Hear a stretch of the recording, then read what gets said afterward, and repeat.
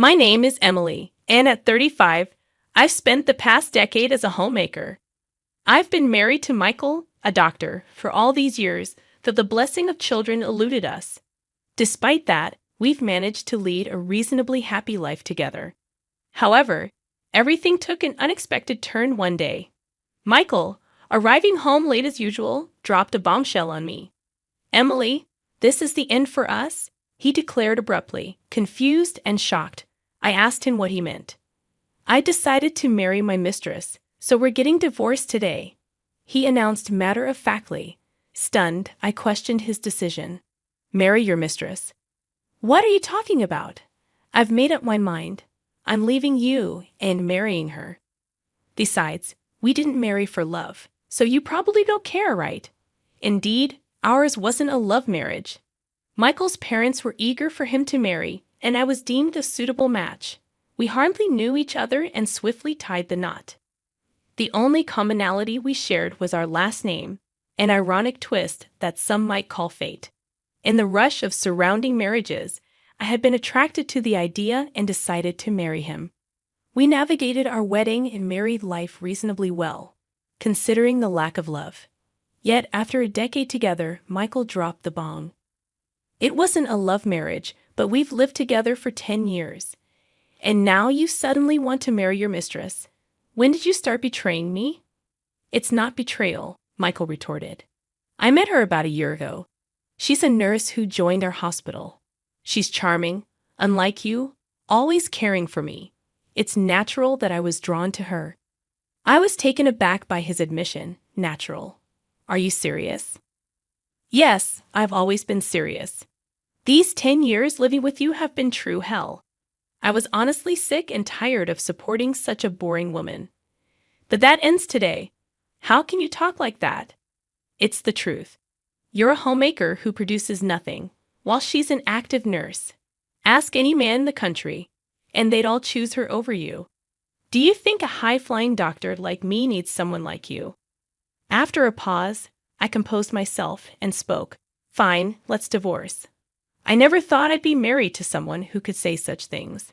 Remaining composed, I responded, calmly, "We can discuss alimony and property division later with a lawyer. I'll sign the divorce papers and send them later. Until then, I'll go back to my parents' house."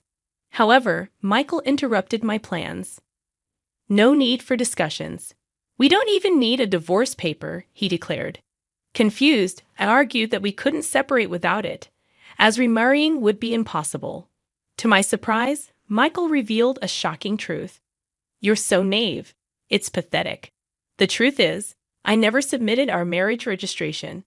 We're not a married couple, just cohabitants. So there's no divorce, no alimony, no property division. You thought you'd get my money in the divorce, but you won't get a penny." Stunned, I couldn't believe what I was hearing. Michael explained that he was supposed to submit our marriage registration on the day, but he never did. When I couldn't go due to an urgent matter, he didn't submit it. I accused him of joking, but he insisted it was true. "We made some rules when we got married," he continued. "I, as a homemaker, would handle all the household chores, and you were on an allowance with no part-time work allowed. I decided to handle all governmental and official matters." "Why would you do such a thing?" I asked. Michael explained that he was about to be forced into a loveless marriage and didn't want to easily submit the registration. He saved it for someone he was destined to be with. I questioned why he didn't refuse the proposal, but he claimed his parents were stubborn and wouldn't listen. "I wanted a housekeeper," he continued. "You seemed too desperate to get married too. Even though we weren't actually married, you were seen as the woman who married a doctor. This 10-year relationship was a win-win for both of us, and it ends today." He warned me not to tell his parents, implying a threat to my father's business connections. Feeling deceived, he added, "It's your fault for being deceived. How pitiful to be thrown out with nothing." Laughing, I couldn't help but burst into laughter. When Michael questioned my sudden amusement, I revealed, "I can't believe you became a doctor with that kind of knowledge." Confused, he asked what I meant, but I exposed that I had known about his mistress and the unsubmitted marriage registration for the past 6 months. I had been preparing for the day he would bring it up, ready to get my revenge. Realizing I didn't have enough evidence to confront Michael, I decided to hire a private investigator to look into his affair. The investigator delivered 2 shocking revelations. "Ma'am, the first is that your husband is indeed having an affair. We've got evidence of him entering a hotel with a nurse from his workplace," the investigator began. "And the second is from their conversations. There's a possibility that you two are not legally married." I was taken aback. Possibility of not being legally married? What does that mean? "I'd overheard your husband and his mistress at a cafe. He said they didn't need to worry about alimony or property division since they never submitted a marriage registration," the investigator explained. I can't believe it. We've been living as a married couple for 10 years. I don't know why he didn't submit the marriage registration. That's why he never let me handle any official procedures. "Yeah, that seems to be the case," the investigator agreed. I couldn't fathom the situation. How could this happen? Am I just supposed to accept this? Not necessarily, the investigator reassured me. "Let's make him pay for deceiving you for 10 years. First, we need to prepare without him noticing." So, with the investigator's guidance, I began preparing to confront and punish my husband. However, the investigator dropped another bombshell. "So what if you knew we were never married from the start? So it doesn't matter what I do with other women. I don't need to take any responsibility," I vented, expressing my frustration. "You said I was pitiful for not knowing anything. But it seems you were the one who was pitiful," the investigator pointed out. "What do you mean?" I questioned. "We're considered to be in a common law relationship on paper," the investigator revealed. "So even if you were never legally married, you can actually claim alimony and divide property in a common law relationship." What? He didn't know that registering as a de facto marriage would backfire on him. Exactly. You can make claims in a common law relationship. It's not well known, but yes, you can. Of course, there are some conditions, but looking at your case, it seems you meet them. What are these conditions? The common law relationship is established based on 2 criteria. First, both parties must have the intention to marry. If it's just living together, that's cohabitation. Mutual intent to marry is key. For instance, if you had a wedding ceremony or were recognized as a couple by others, it can be acknowledged. We've had a wedding ceremony, and our parents and friends know us as a couple, so the first criterion is met. The second is living as if married. This includes sharing household life for over 3 years. You've been living together as a couple for over 10 years, and as a homemaker, you've obviously shared the household finances. This is recognized as a marital relationship. So, if I can provide proof of what we discussed, I can claim alimony and divide property. Yes, that's correct.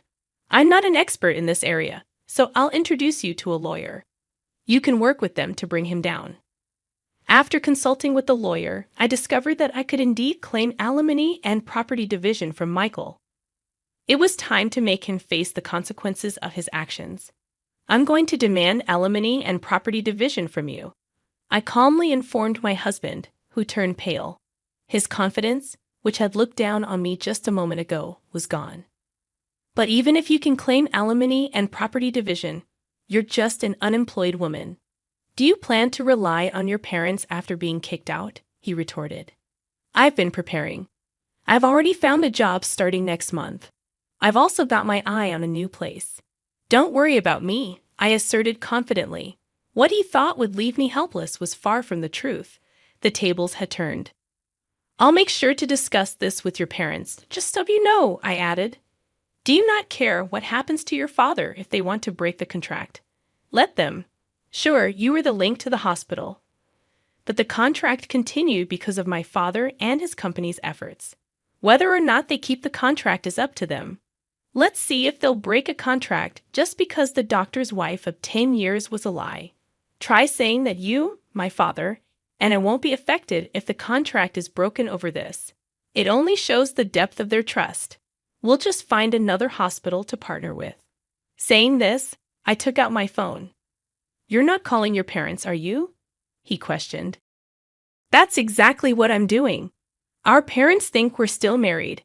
It's only natural to inform them if this relationship is ending." To my surprise, my husband began to apologize. "Please, let me talk to them. Don't call." "Why? You know how strict my parents are. If they find out about this, I'm done," he pleaded. "What does that have to do with me? You're asking me not to tell the truth because your parents are strict. Are you kidding? You could have refused the marriage from the start if you didn't intend to marry. After 10 years of a selfish marriage, you're afraid of your parents finding out. I can't accept such a convenient story." However, my husband continued to apologize, acknowledging his fault. As he spoke, I remained firm. "I'll make sure to tell both your parents and mine." And so I called both sets of parents, sharing the shocking truth with them. All four were shocked upon hearing my story, and a meeting was promptly arranged at our house. "I've heard everything over the phone. Is it true that you pretended to be married for 10 years without submitting a marriage registration? Speak up, you foolish son," scolded my father-in-law. "It's true. I didn't submit it. I had no choice. Dad and Mom, I didn't want to get married. Yet you started looking for a bride on your own, saying it was time I got married. You arranged meetings and tried to force a marriage on me. You're the one who agreed to the marriage, aren't you?" I had to agree. If I had refused, you would have made a fuss about it. So I decided to get married. If you were resolved to marry, why didn't you submit the marriage registration? I read about a man on the internet who was in the same situation. He didn't want to marry but had to because of his parents. He lived a married life without submitting the registration, then revealed the truth when he found someone he truly loved. That's appalling. And what happened to that guy in the end?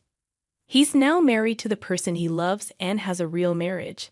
So, I too will marry my girlfriend and have a real marriage. My parents-in-law, who had been silent until now, spoke up. "A real marriage, huh? Sure, you might not have had a love marriage, but do you remember what you said at the wedding? We will never forget to care for each other and build a home full of smiles." What did those words mean to you? Did you build a home full of smiles? Now you're leaving her for another woman. Can someone who acts without a shred of care, even if they change partners, truly have a real marriage? "Well, my husband stammered. "I was happy you married our daughter, not just because you were a doctor. I thought she could build a happy home with someone as sincere as you. But it seems we were mistaken and deceived. And you threatened our daughter. If she told us about this, you'd cut off the contract with our company. Seriously, if you're going to threaten our daughter, we'll cut off the contract ourselves. Be warned. We will tell the truth when asked why. If you do that, there will be rumors at the hospital." "Well, yes, but that's the result of your own actions. You were the one who threatened us with cutting off the contract," my husband argued. My father-in-law, in complete panic at this unexpected turn of events, pleaded for understanding. "Please wait. This is getting out of hand. Let's just talk." But my father-in-law wasn't having it. "Don't mess with us." He grabbed my husband by the collar, furious. "We didn't raise you to be such a scoundrel." "What were you thinking, father? Please stop. By not submitting the marriage registration, you might have thought you were doing yourself a favor. But because of your selfish actions, Emily was strung along for 10 years. What were you thinking, causing such trouble to others?" The living room fell silent. My husband, faced with my father-in-law's words, had nothing more to say. "Emily and your parents, I'm truly sorry for the trouble caused by this idiot." "No, you parents shouldn't apologize. It's not your fault. However, it's partly our responsibility as parents for letting him act this way. For now, we'll take him home and make sure he doesn't continue his reckless behavior. We'll deal with the aftermath properly. We're very sorry for all this." With that, my husband was taken away by his parents back to his childhood home. My parents, thinking I was completely exhausted and deceived, spoke to me with such kindness. "You've been through a lot. For now, you should come back home and rest. We'll think about what to do next later. You don't need to worry about anything right now. But I declined their offer. Thank you, but I won't go back home yet. I still have things I need to do. I stayed in my own home, determined to handle the aftermath and move forward. I had to prepare for the final settlement with my now ex-husband, gathering evidence for our common law relationship. I was getting ready to claim alimony and divide our assets. A few weeks later, a meeting with a lawyer was arranged. However, even if I agreed to alimony, my ex-husband questioned why he should divide his property. She's been a homemaker for 10 years, never working a day. All the furniture, clothes, food. I paid for everything. Now you're telling me to hand over the money I worked hard for, the furniture I bought. He ranted, unable to accept the idea of sharing his earnings. Yes, that's correct. The money you earned and the furniture are subject to property division, the lawyer explained. Why does it have to be like that? Who did the housework while you were working? Who cooked meals with the groceries you bought? He argued. That's irrelevant now, the lawyer responded. No, it's very relevant. A homemaker is entitled to property division because housework and child care have economic value. Speaking as a human, not just a lawyer, do you think housework is something anyone can do? That it's just expected of a homemaker? The reason you could live freely is because of her support. Don't get that wrong. What? And this situation is a result of your actions, yet you have the audacity to be selfish. The lawyer continued, you may think 10 years is just a short time, but it's longer than you realize. During that time, she devoted herself to you, believing you were a married couple.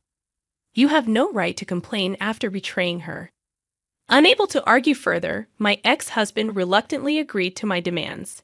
I also sent a notice of claim for alimony to his mistress, whom I had identified thanks to the investigator. She was a nurse working at the same hospital. In a panic, she confronted him at the hospital with the notice I had sent. Wait a minute. This isn't what you told me. What do you want? She demanded. I told you not to talk to me at the hospital. I got this from your wife, he explained. You said there wouldn't be any alimony because we weren't married. What's this all about? In the end, she was shocked by the contents of the claim. This exchange led to the revelation of their affair to the entire hospital, becoming the talk of the place. The final blow came when my father requested to terminate the contract with the hospital, and the news spread among both staff and patients. In the aftermath, my ex-husband and his mistress resigned from the hospital. I received alimony payments from both of them, and the contract termination my father initially requested was off the table. About a year and a half later, my ex-husband contacted me upon hearing that I had remarried. Despite his attempt to taunt me, I made it clear that my new marriage was a happy one. His selfish nature, I realized, was unlikely to lead him to happiness unless he underwent a significant change.